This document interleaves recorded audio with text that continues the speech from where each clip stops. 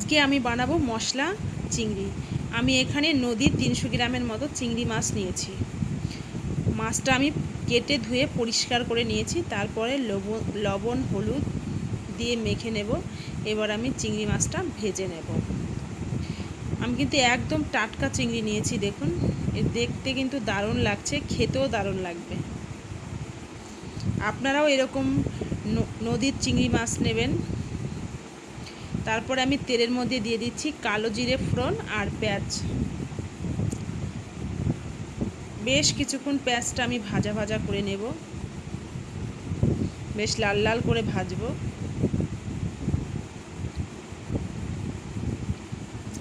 দেখুন লাল লাল করে ভাজা প্রায় হয়েই গেছে আমার। এবার আমি দিয়ে দিচ্ছি জিরে বাটা, ধনে গুঁড়ো, লঙ্কা গুঁড়ো, লবণ, হলুদ,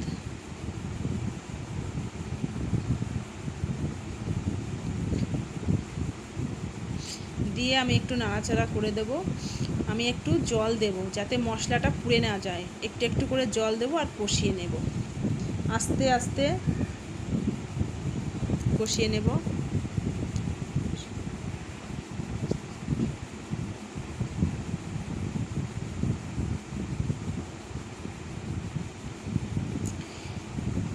দেখুন মশলা কিন্তু কষানো প্রায় হয়েই গেছে, তেল ছেড়ে দিয়েছে।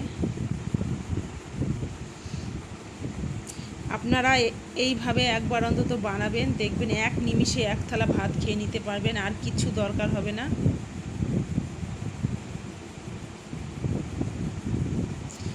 দেখুন আমার কিন্তু কষানো হয়ে গেছে, এবার আমি জল দিয়ে দেব।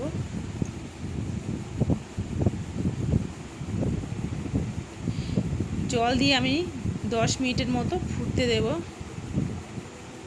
দেখুন জল কিন্তু টকবক করে ফুটছে। এবার আমি চিংড়ি মাছগুলো দিয়ে দিয়েছি।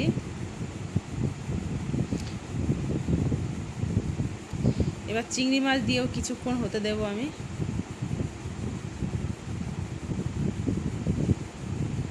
দেখুন দারুণ লাগছে কিন্তু দেখতে। আমি এবার দিয়ে দিচ্ছি সর্ষে বাটা। সর্ষে বাটা দিয়ে আমি মিনিট 5 মতো ফুটিয়ে নেব।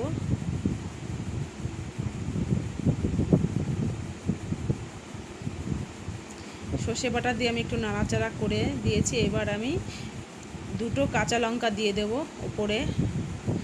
দারুণ হয়েছে দেখতে, কিন্তু দেখেই জিভে জল চলে আসছে। দেখুন আমার রেডি হয়ে গেছে চিংড়ি মশলা।